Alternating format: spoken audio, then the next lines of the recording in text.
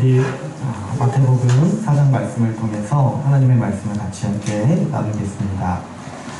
우리가 지난 시간에 4장 말씀에서 예수님이 받으신 두 번째 시험을 같이 살펴봤죠. 사단이 예수님께 했던 이 두 번째 시험은 이 성전 꼭대기에서 뛰어내리라는 거였어요. 근데 이게 왜 시험이 되냐면 사단이 이렇게 말을 하는 거죠. 기록되었을 때 그가 너를 위하여 그의 사자들을 명하시리니 그들이 손으로 너를 받들어 발이 돌에 부딪히지 않게 하리로다.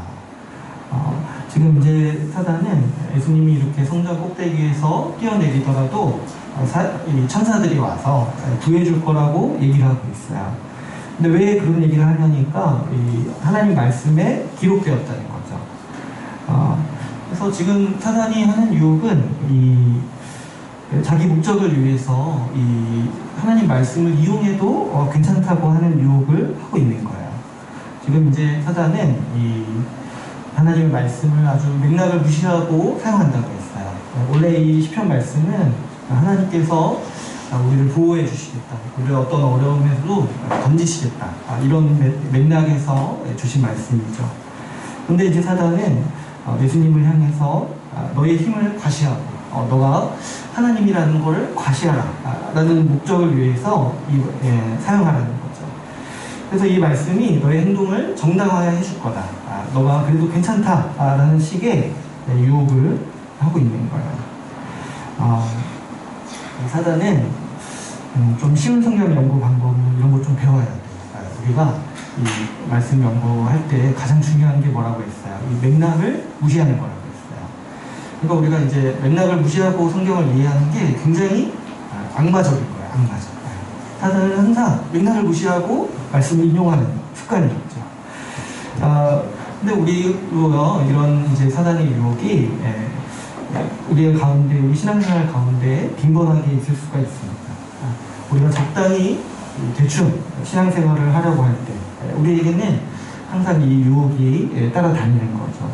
그럼 우리의 본성을 생각해보면 우리는 자기 행위가 정당하다고 포장하기를 좋아하는 본성이 다 있어요. 우리 시대 누구나 다 자기가 옳다고 생각해요.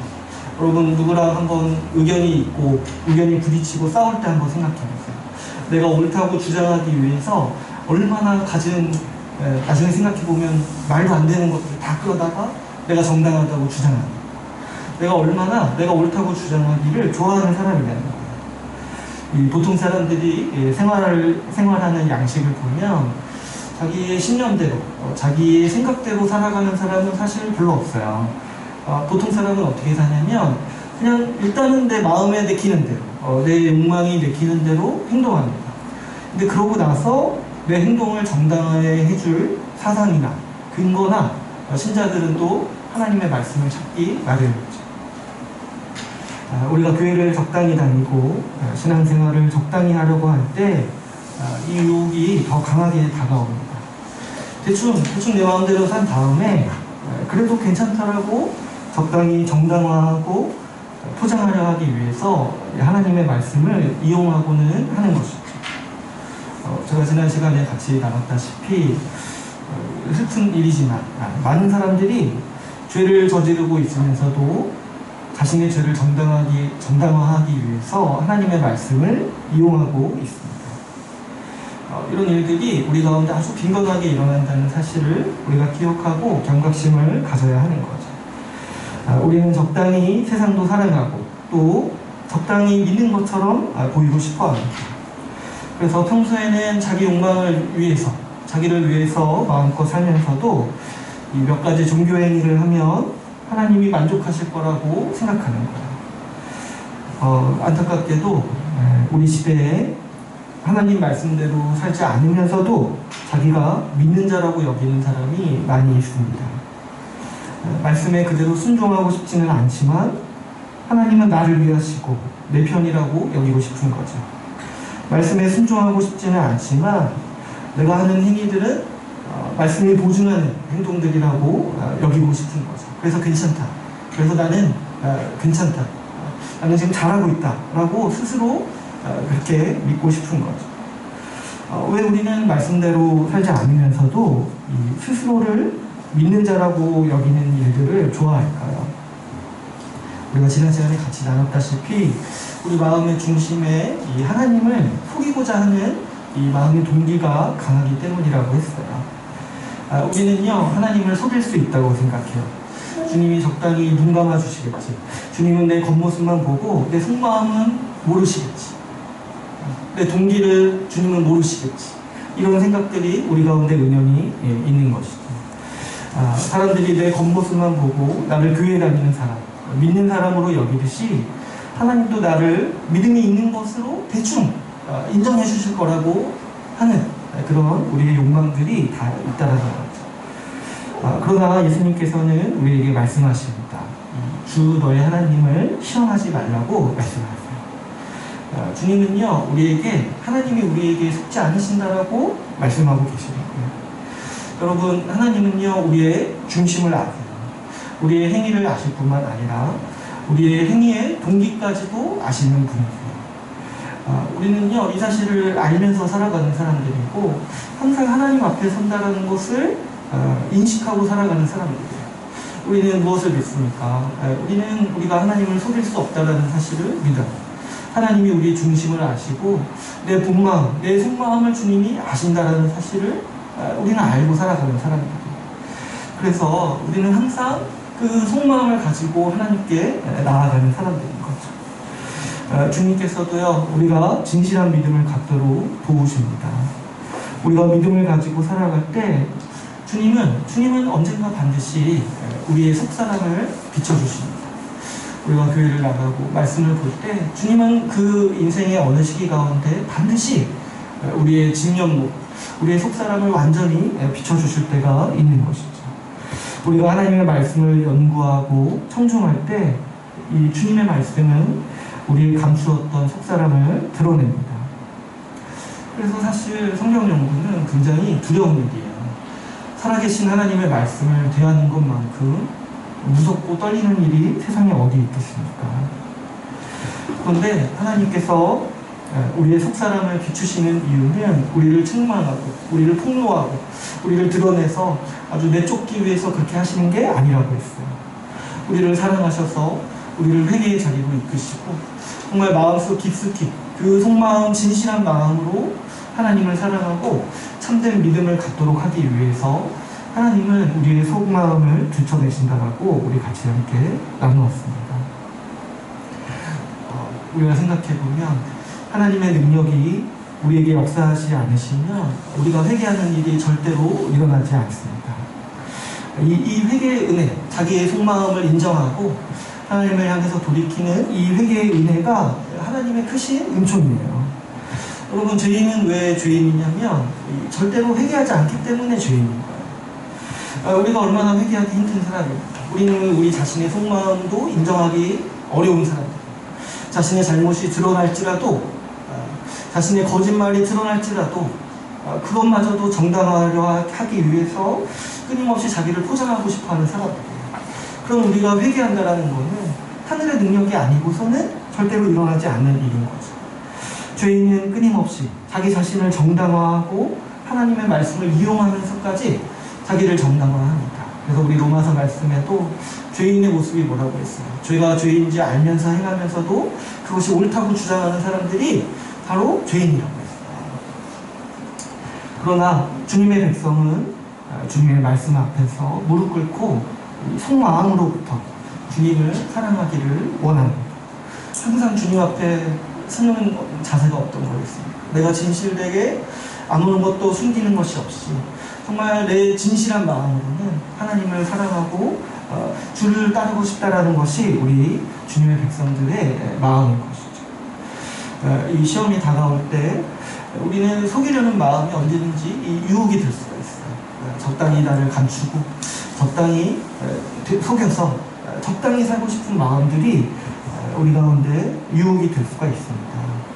그러나 우리는 이 말씀을 기억하고 우리가 하나님을 속일 수 없다는 사실을 분명히 알고 이 속이려는 마음을 버리고 이 진실한 마음으로 주님 앞에 서기를 소망하면서 살아가야 합니다. 우리가 지난 시간에 이 두 번째 시험에 대해서 나눴는데, 오늘은 이제 마지막으로 이 마지막 시험, 이 세 번째 시험에 대해서 같이 나누려고 해요. 우리 오늘 본문에서 읽었듯이 이 사단의 세 번째 시험은 8절에서 9절에 나옵니다. 이제 사단은 이 예수님이 이제 성전 꼭대기에 계셨는데, 세 번째로는 이 높은 산으로 데려가죠. 이렇게 자꾸 높은 데로 데려가는 거예요. 높은 산으로 가서 어떻게 합니까? 이 천하 만국과 그 영광을 보여주고 이것을 모두 주겠다라고 유혹합니다. 근데 이 제안의 조건이 하나가 있죠. 그에 대한 조건은 굉장히 간단했어요. 그게 뭐예요? 자기에게, 마귀에게 엎드려서 경배하면 된다라고 한다는 거예요. 근데 한번 엎드리면 이 세상 만국의 영광을 모두 주겠다라고 이 마귀는, 사단을 유혹하고 있는 거죠. 이 시험은 사실 이 예수님께서 이 땅에 오신 것도 뭐냐면은 이 천하 만국과 그 영광을 얻으시기 위해서, 천하 만국을 구원하시고 하나님께 드리기 위해서 이 땅에 오셨잖아요. 그래서 사단은 여기서 예수님께 예수님이 이 땅에 온 목적을 내가 이루어주겠다라고 유혹하는 거예요. 그런데 하나님이 의도하신 방법이 아니라 이 사단의 방법으로 이루어주겠다라고 제시하고 있는 거죠. 사단이 제시하는 방법은 뭐예요? 그냥 간단히 나에게 절만하면 너가 이 세상에, 예수님이 이 세상에 온 목적을 내가 이루어주겠다라고 제시하고 있는 거죠. 그러나 우리가 다 알다시피 하나님께서는 다른 방법을 생각하셨어요. 하나님은 이 세상을 구원하실 때 예수 그리스도의 십자가를 통해서 구원하시겠다라고 그 방법에 대해서 정하셨던 거죠. 그러니까 이 사단의 시험은 한마디로 말하면 굳이 십자가의 방법이 아니더라도 하나님의 뜻을 이룰 수 있다라는 유혹이라는 거야. 예수님에게 이렇게 말하는 거죠. 세상을 위해서 굳이 고난받지 않아도 원래 이루려고 했던 목적을 이루어주겠다. 굳이 십자가를 지지 않아도 세상을 구원하게 해주겠다. 이 사단이 말하고 있는 것이죠. 이 시험도 사실 두 번째 시험만큼 굉장히 치명적이죠. 두 번째 시험은 이 하나님의 말씀을 이용했어요, 사단이. 근데 이제 세 번째 시험은 뭐예요? 하나님의 선한 목적을 이용하는 거예요. 이 선한 목적을 이루기 위해서 이 방법, 이 수단은 어떠해도 상관없지 않냐. 이런 아주 매력적인 제안을 지금 예수님께 하고 있는 거죠. 예수님은 여기에 대해서 이 신명기 말씀을 인용하시면서 대답을 하세요. 신명기 6장 13절 말씀인데요. 주 너의 하나님을 하나님께 경배하고 다만 그를 섬기라 라고 말씀하시죠. 특별히 예수님은 이 시험을 가장 강력한 언어로 대처하십니다. 한 가지를 덧붙이시죠. 이 사탄아 물러가라 라고 덧붙이시면서 이 말씀을 인용하시는 거죠. 그러니까 이 시험이 굉장히 강력한 유혹인 거야. 그지금까지는 예수님은 간단히 하나님의 말씀을 인용해서 사단의 시험을 물리치셨는데, 여기서는 더 강하게 사탄아 물러가라, 더 주의하시면서 이 하나님의 말씀을 가지고 이 시험을 통과하시는 모습을 우리가 볼 수가 있습니다. 사단은 이 하나님이 주신 목적을 이룰 수 있다라면, 하나님이 계획하신 방법은 바꿔도 상관이 없다라고 말하고 있어요. 사실상 이 사단은 십자가의 길을 거부하라고 말하고 있습니다. 십자가 없이도 얼마든지 하나님의 목적, 이 세상을 구원하는 일을 할 수 있다라고 사단을 유혹하고 있는 거죠. 그런데 예수님은 그 십자가를 거부하는, 하나님이 정하신 그 방법을 거부하는 이 길이 사단의 길이라고 말씀하십니다. 아무리 목적이 선할지라도 사단의 방법을 사용하는 일은 사단에게 절하는 것이요 우상숭배라는 거죠. 그래서 예수님은 주 너의 하나님께 경배하고 다만 그를 섬겨라, 이렇게 말씀하시는 거예요. 이게 어떤 태도입니까? 하나님께서 주시는 목적뿐만 아니라 하나님께서 주시는 방법까지 순종하는 일이 하나님을 예배하고 그분을 섬기는 일이라는 거죠. 주님이 우리에게 주시는 구원을 추구하는 동시에 그 방법인 십자가를 품는 일이 우리 하나님을 예배하고 섬기는 일이라는 거예요. 여기서 그 십자가를 바꾸고 그 방법을 다른 것으로 대체하는 것은 어떤 거라는 거예요? 사단에게 절하고 우상 숭배하는 일이라는 거죠. 우리는 흔히 목적이 중요하고 수단은 어떤 것을 사용해도 된다라는 그런 생각들을 쉽게 하고는 하죠. 그런데 주님께서 오늘 말씀하시는 건 뭡니까? 목적뿐만 아니라 방법까지 하나님의 뜻대로 해야 된다라고 우리에게 강조하고 계시는 겁니다. 사단은 이 십자가를 피해도 된다라는 이 이유, 아주 어떻게 보면 세밀한, 정말 정교한 이 이유, 세상을 구원하시는데 십자가 없어도 된다라고 말하는 이 아주 간교한 이 유혹을 지속적으로 말하는 존재예요. 우리가 다 아는 말씀인데 마태복음 16장 21절에서 24절을 한번 보겠습니다. 조금만 뒤로 넘기시면 되겠죠. 마태복음 16장 21절에서 24절 말씀입니다.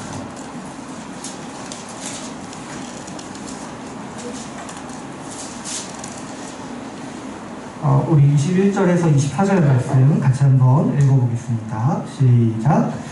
이때로부터 예수 그리스도께서 자기가 예루살렘에 올라가 장로들과 대제사장들과 서기관들에게 많은 고난을 받고 죽임을 당하고 제3일에 살아나야 할 것을 제자들에게 이루어서 나타내시니 베드로가 예수를 붙들고 항변하여 이르되 주여 우리 마옵소서 이 일이 결코 죽게 주지 아니하리이다.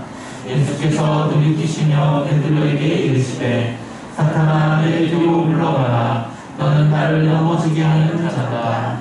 내가 하나님의 일을 생각하지 아니하고 도리어 사람의 일을 생각하는도다 하시고 이에 예수께서 제자들에게 이르시되 누구든지 나를 따라오려거든 자기를 부인하고 자기 십자가를 지고 나를 따를 것입니다. 우리가 많이 아시는 말씀인데요. 지금 예수님께서는 십자가에서 죽으실 것에 대해서 21절에서 말씀하셨어요. 그런데 22절에서 베드로가 이 제자들의 대표로서 예수님께 항변을 하죠. 뭐라고 얘기하냐면 그리고 그거 하지 말라고 얘기를 하는 거예요. 이 일이 결코 죽게 일어날 수 없다.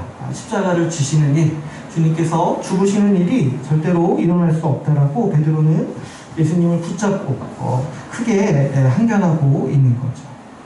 그래서 이제 23절에서 예수님께서는 사단에게 했던 말씀을 똑같이 반복하시죠. 23절에 보시면 베드로에게 이르시되 사탄아 내 뒤로 물러가라 라고 말씀하십니다.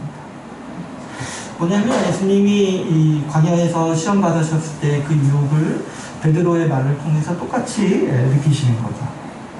지금 사탄이 반복적으로 예수님에게 말하는 것, 반복적으로 유혹하는 게 뭡니까? 십자가를 피하라, 십자가를 지지 마라, 그거 안 해도 된다 라는 유혹인 거죠. 그래서 예수님은 사탄에 대해서 이렇게 얘기를 해요. 너는 나를 넘어지게 하는 자로다. 이 십자가를 피하라는 유혹이 아주 사탄의 지속적이고 끈질긴 유혹이라는 거죠. 또 예수님은 덧붙여서 말씀하십니다. 내가 하나님의 일을 생각하지 아니하고 도리어 사람의 일을 생각하는도다. 이 십자가가 아닌 다른 방법으로 하나님의 뜻을 이룰 수 있다는 생각은요, 하나님으로부터 온 계획이 아니라는 거예요.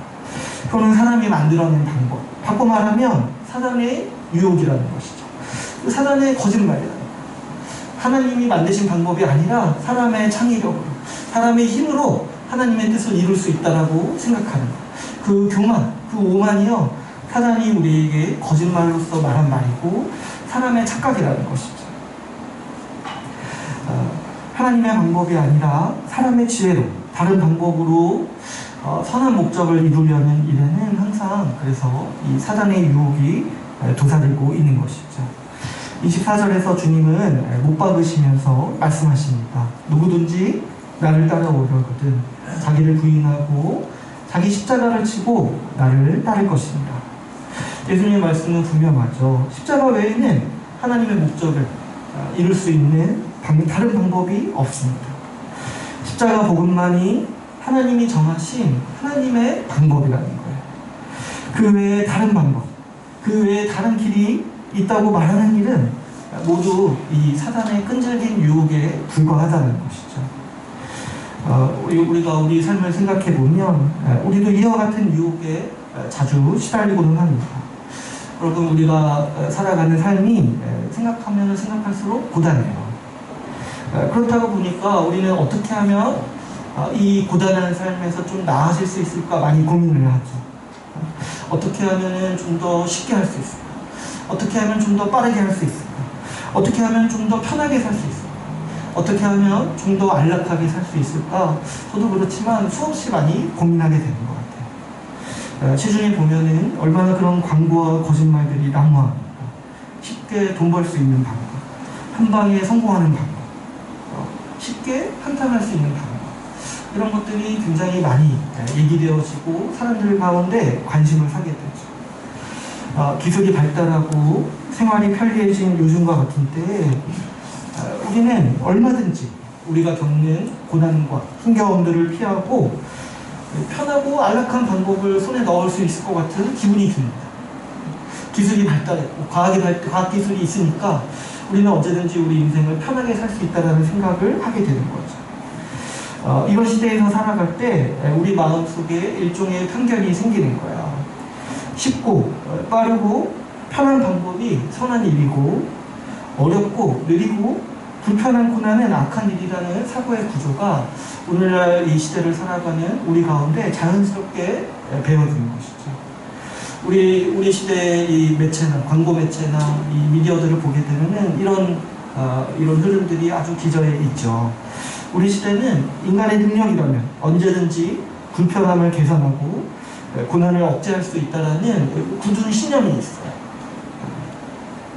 그런데 이 모든 것들이 다 악하다는 것은 아니지만, 이 과학기술이 악한 것은 아니지만, 사단의 유혹도 절묘하게 이 흐름 가운데 같이 있을 수 있다는 사실을 우리는 기억해야 돼요.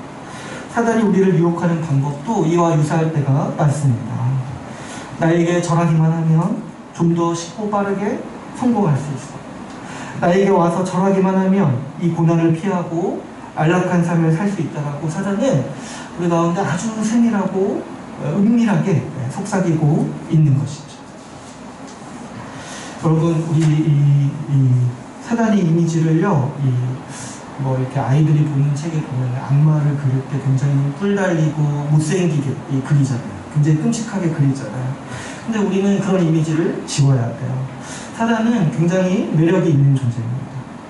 우리가 사단의 속삭임에 취약할 수밖에 없는 이유는 이 사단이라는 존재가 아주 매력있고 달콤한 제안을 우리에게 말하기 때문이죠. 그래서 아예 이렇게 그냥 생각하세요. 사단은 잘생겼어요. 잘생긴 사람이 사단이라는 게 아니에요. 사단이 잘생겼어요. 그리고 사단이 굉장히 매력이 있는 존재입니다. 그는 아름다운 존재예요. 그래서 수많은 사람들을 홀릴 수 있는 능력을 가지고 있어요. 아주 매력적인 옷을 입고 성경에 보면 광명의 천사와 같이 자신을 꾸민다고 했어요. 그래서 제가 옛날에 대학교 때 나온 그 영화 제목이 이런 거였어요. 악마는 프라다를 입는다. 근데 제가 보진 않았는데 제목이 참 성경적이다 생각했었어요. 악마는 사단은 굉장히 매력이 있어요. 그가 와서 우리에게 말하는 제안들이 얼마나 솔깃하고 매력 있는 제안들입니까? 지금까지 시험을 다 살펴봤을 때 두 가지 다 너무 정말 솔깃한 제안들이에요. 근데 이 마지막 시험은 또 어떤 것들이에요? 고난받을 필요가 없다는 거죠. 좀 더 쉽게 살 수 있다는 거예요. 고난은 악한 거야. 고난은 언제든지 피해갈 수 있어. 잠깐 나에게 절하기만 하면 편하고 안락한 삶을 즐길 수 있어 라고 말하는 게 이 사단의 아주 매력적인 제안이라는 거죠.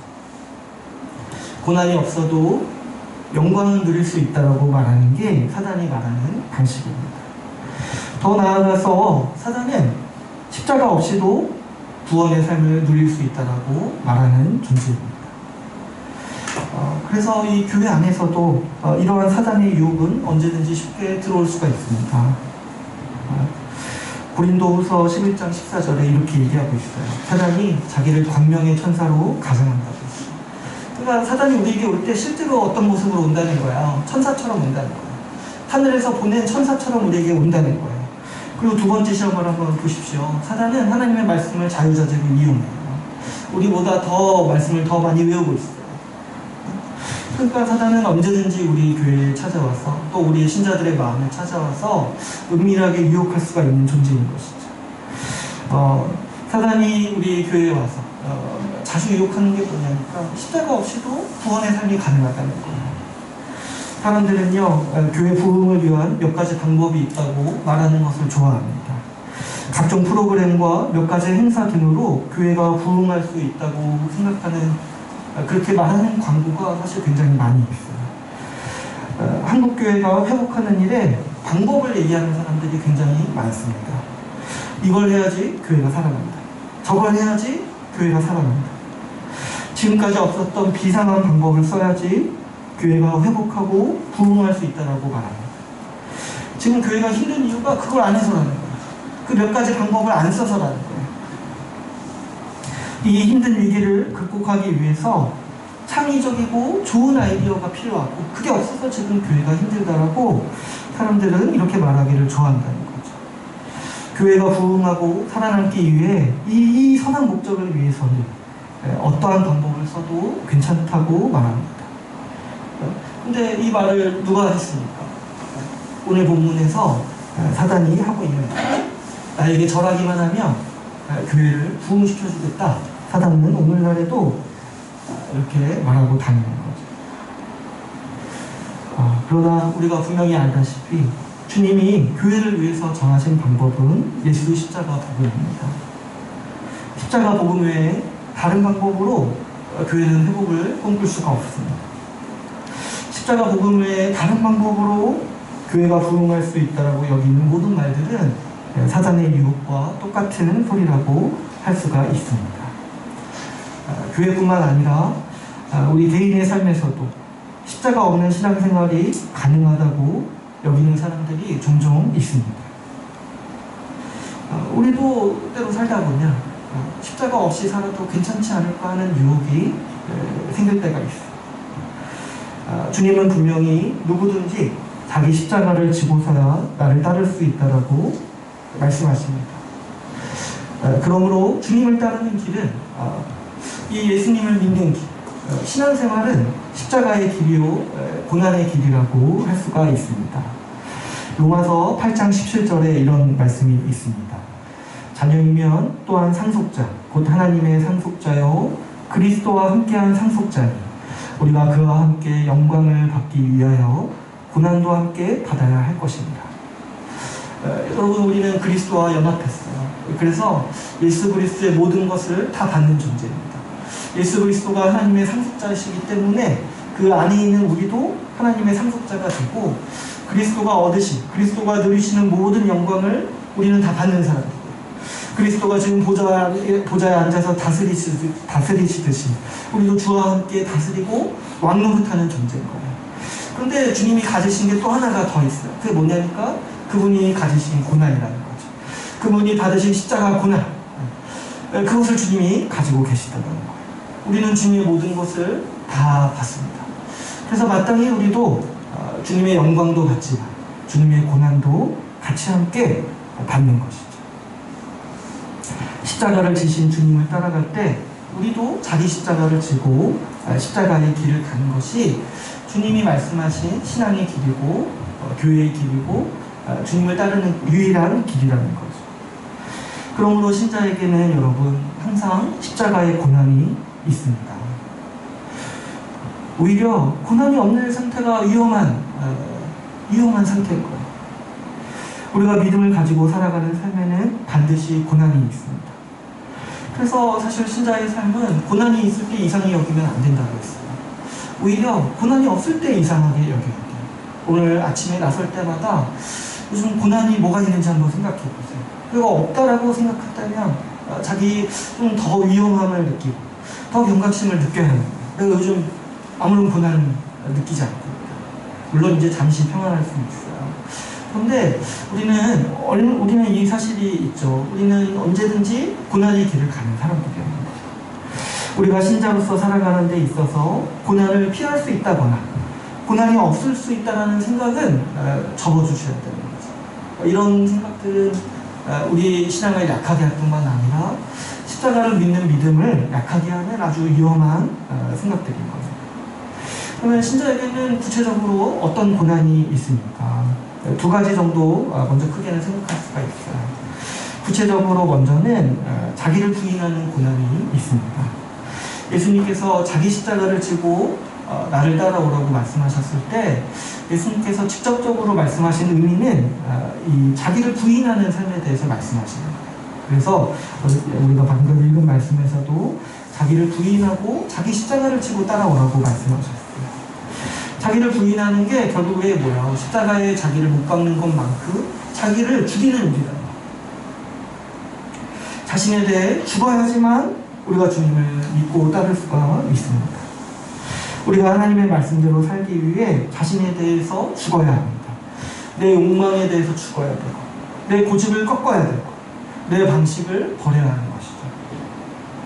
때로는 내 삶에 대한 나의 계획을 송두리째 버려야 할 때도 있습니다. 근데 실제로 내가 그 일을 할 때 어떤 느낌을 받느냐면 내가 죽을 것 같은 느낌을 받는 거예요. 그게 맞는 거예요. 내가 내 고집을 꺾을 때 이러다 내가 죽겠다는 생각이 들 정도로 생각이 드는 거죠. 실제로 내 고집을 꺾고 내 생각을 꺾고 내 욕망을 꺾고 내 계획을 꺾는 이 모든 일들이 십자가에 자신을 죽이는 자기 고난인 거죠. 이 일이 고통스러울 수 있습니다. 더 구체적으로 내가 내 싫은 사람을 용서하는 것, 이런 일들이요 내가 죽기보다 싫을 때가 있어요. 나와 맞지 않는 사람을 사랑하는 일, 이런 일들이 정말 진저리 치기 싫을 때가 있어요. 자기 삶의 습관과 관성을 벗어나는 일, 내 라이프 스타일을 바꿔야 되는 요청을 받는 것, 이런 일들이 정말 죽기만큼 싫을 때가 있어요. 자기 입맛에 맞지 않은 일들을 해야 할 때가 있는 거죠. 이런 일들이 실제로 우리에게 고통으로 다가오고 우리에게 고난을 줍니다. 근데 사단은 이 지점을 잘 알기 때문에 이 지점을 아주 잘 파고들죠. 어떻게 얘기합니까? 그런 거 없어도 적당히 믿으며 살 수 있어. 안 해도 돼. 안 해도 돼. 그런 거 안 해도 돼. 그냥 용서 안 해도 되고 그냥 네 원래 살던 대로 살아도 괜찮아. 그래도 주님을 믿으면서 살 수 있어. 바꿔 말하면 어떤 말입니까? 십자가 없이도 예수를 따라갈 수 있다라고 사단은 우리에게 말하는 거죠. 그러나 여러분, 참된 믿음은 자기 자신을 십자가에 못 박습니다. 내가 내 자신에 대해서 죽는 길이 내가 생명을 얻는 길이라고 믿고 내 욕망을 죽이고 주님의 말씀에 순종하는 것이 믿음인 것이죠. 그래서 믿음이야말로 참으로 지혜로운 길이라고 할 수가 있습니다. 내 생각, 내 방법, 내 고집을 유지하는 것보다 단순히 주님의 말씀에 순종하는 일이 우리에게 기쁨을 주고 복을 준다는 사실을 붙잡는 게 믿음이라는 거죠. 믿음이 있을 때 내가 내 자신을 죽일 수 있고 십자가의 길을 갈 수가 있는 것이죠.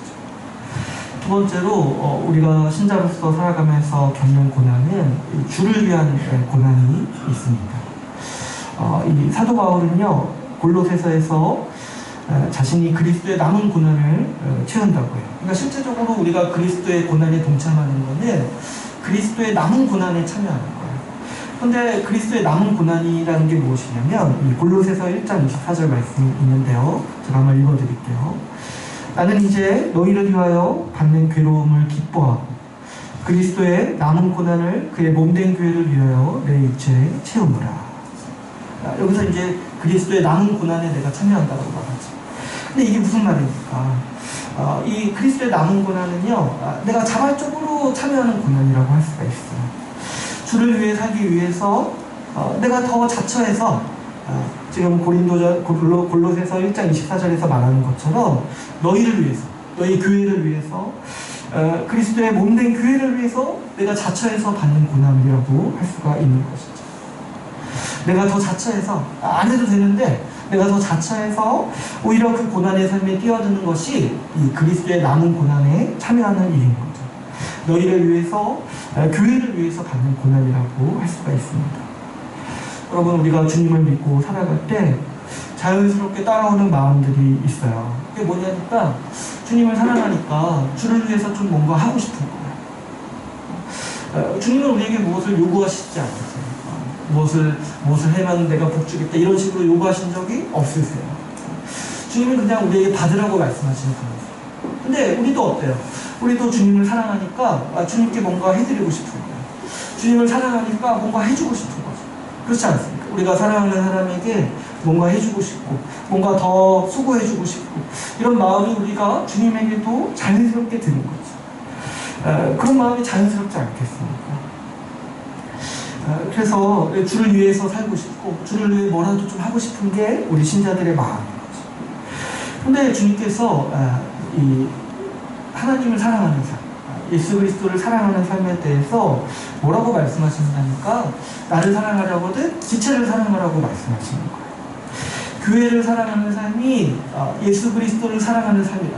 나를 따르고 나를 사랑하는 삶이라고 예수님은 가르치고 계시는 거죠.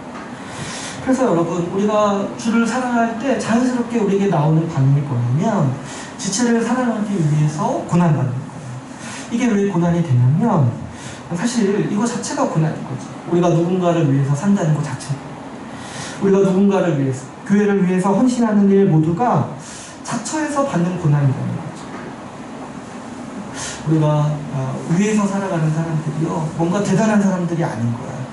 우리는 결국에 우리가 같이 함께 살아가는 죄인들을 섬기고 나도 죄인이지만 우리 같이 살아가는 죄인들을 섬기고 우리 같이 나와 똑같이 고집스럽고 나와 똑같이 완악한 자를 섬기는 거예요. 그럴 때 어떻게 고난이 없을 수 있겠습니까? 이 지체를 섬길 때요 진정한 내 자기 부인이 시작되는 거예요. 자기를 부인하지 않고서는 섬김도 없고 사랑도 없고 헌신도 없는 것이죠. 교회를 섬기고 지체를 섬길 때 사실 뭐 이렇게 객관적으로 보면 안 해도 돼요. 안 해도 되는데 그 자체에서 내가 고난에 참여하는 거죠. 근데 왜 그럴 수밖에 없냐니까 그게 주님을 사랑하는 일이라는 걸 알기 때문에 우리가 그렇게 살아가는 거죠. 누군가를 위해서 자처에서 고난받는 일은 확실히 정상은 아니에요. 우리가 살아가는 습관을 생각해보면 우리는 고난을 싫어해서 어떻게 해서든지 안락한 삶을 얻고 싶어하는 마음들이 있어요. 고난을 좋아하는 사람이 어디 있겠습니까? 피하고 싶고 어떻게 해서 좀 더 편하게 좀 살고 싶은 게 우리의 깊은 마음이죠. 그러나 믿음은 어떤 겁니까? 믿음은 이 고난받는 일을 자처하는 마음이라는 겁니다. 그리스도와 같은 방식으로 사는 삶을 귀하게 여기기 때문이죠. 오히려 믿음은 이 사탄의 유혹에 매력을 느끼지 못합니다. 자신을 위해서 자기의 안락함을 위해서 사는 길, 고난을 여기저기 피해서 오로지 자기 안위만을 위해서 골몰하는 삶을 시시하다고 여기는 게 믿음이죠. 그래서 믿음은 오히려 고난을 자랑합니다. 지금 내가 형제를 위해서 고난받고 있다는 사실에 안도감을 느끼는 거죠. 교회를 위해서 고난받고 있음에 잘 살고 있다고 여기는 것이 믿음이죠. 왜 그렇습니까? 주님이 걸어가신 길과 똑같은 길을 걷고 있기 때문이죠. 그러므로 여러분 신자의 삶은 기본적으로 항상 고난의 삶임을 기억해야 합니다. 기본적으로 자기를 부인해야 되는 고난이 있을 뿐만 아니라 자발적으로 내가 참여하려는 고난이 있다는 거죠. 그래서 우리는 이 두 가지 고난이 우리 삶에 항상 있는지를 점검해봐요. 혹시 약간 좀 요즘에 평안하다가도 내가 이 두 가지 고난에 참여하고 있는지를 끊임없이 점검해봐야 하는 것이죠. 우리 삶에 고난이 없어야 한다고 생각할수록 고난을 이상하게 여길수록 우리는 이 사단의 유혹, 십자가 없이도 믿음이 가능하다는 유혹에 더 시달리기가 쉽습니다. 이렇게 시달리다가 마침내는 사단에게 절하면서까지 인생의 안녕을 구하는 사람이 되기가 쉬운 것이죠. 그러나 우리가 분명히 알듯이 사단에게 절하면서 얻을 수 있는 인생의 편안함이라는 것은 이 세상에 없습니다. 우리는 주님의 고난에 동참하면서 주님이 우리에게 주시는 평안과 영광을 쫓아서 살아가야 합니다. 우리는 우리 삶을 생각할 때 무엇을 얻고 무엇을 버릴 것인가 항상 계산해야 돼요. 우리는 항상 선택에 집중합니다. 우리가 살면서 하는 대부분의 선택은 기회비용이 있어요. 무엇을 얻으면 무엇을 버리게 됩니다. 쉽고 빠른 길, 영광이나 안락함만을 추구하다 보면은 결국에는 십자가를 버리게 될 것입니다. 그러나 십자가의 고난을 끌어안는다면 결국에 우리 주님을 얻을 것입니다. 우리 주님의 고난을 항상 생각하셔야 돼요. 우리 주님께서 항상 우리보다 먼저 고난받으셨다는 사실을 우리가 기억해야 합니다. 그분은 이 땅에 오셔서 고난의 삶을 사셨어요. 예수 그리스도 우리가 주님의 고난을 생각할 때 십자가를 자주 생각하죠. 근데 우리가 이 주님께서 시험 받으신 이 본문을 유심히 묵상해 보면 사실 주님의 고난은 이 땅에 오신 때부터 시작되신 거예요. 하나님이신 예수 그리스도께서 사람이 되신 것 자체가 그분의 낮추심이고 그분의 고난이신 거죠. 하나님이신 그분이요, 지금 완전한 사람이 되시기 위해서 사단에게 시험 받으시는 것 자체가 끔찍한 지옥이고 그분의 고난입니다. 하나님이신 예수께서 먹어야지만 살 수 있는 사람이 되신 것 자체가 자신을 낮추신 고난입니다. 예수님께서 이 땅에 오셔서 매일 음식을 먹으신 것 자체가 그분이 감내하시는 고난의 삶이었던 거죠. 하나님이신 예수께서 매일 이 땅을 걸으시고 인간의 모든 연약함을 짊어지시고 일상을 살아가신 모든 순간순간이 그분이 감내하시는 고난의 길이었습니다. 물론 그분이 겪으신 최고의 고난은 십자가라고 할 수가 있죠. 십자가에서 주님은 인간이 받아야 될 심판을 대신 받으셨습니다. 하나님이신 예수께서 인간이 받아야 될 심판을 대신 받으시는 일을 생각해 볼 때 그분은 고난으로 이 땅에서의 삶을 시작하셨고 최고의 고난으로 이 땅에서의 삶을 완성하셨습니다. 주님의 삶은요, 처음부터 끝까지 십자가의 길이었고 십자가를 위해서, 십자가를 향해서 십자가의 고난을 짊어지고 살아가는 삶이셨어요. 주님이 우리를 대신한 속량과 화목제물이 되시기 위해서 이 모든 고난을 겪으셨습니다. 여러분, 우리가 이 주님을 믿고 주님을 따라가려 합니다. 이 고난받으시고 철저하게 자신을 낮추시고 철저하게 고난받으시고 이분을 우리가 주님으로 부르면서 따라가려고 할 때 우리가 어떻게 고난 외에 다른 것을 기대할 수가 있겠습니까? 주님이 우리를 십자가의 길을 가시면서 고난받으심으로써 우리를 도우셨습니다. 전능하신 주님께서 왜 이런 방법으로 일하십니까? 왜 전능하신 주님께서 십자가 외에 다른 방법으로 일하지 않나요? 왜 그렇습니까? 십자가의 길 외에는 하나님이 정하신 다른 방법이 없기 때문입니다.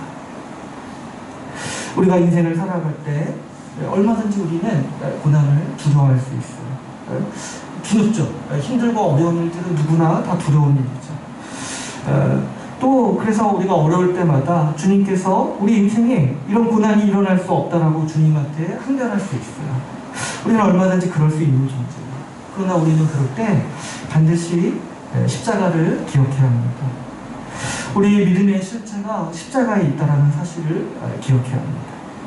우리가 가려는 길의 실제 모습은 십자가를 지고 가는 길입니다.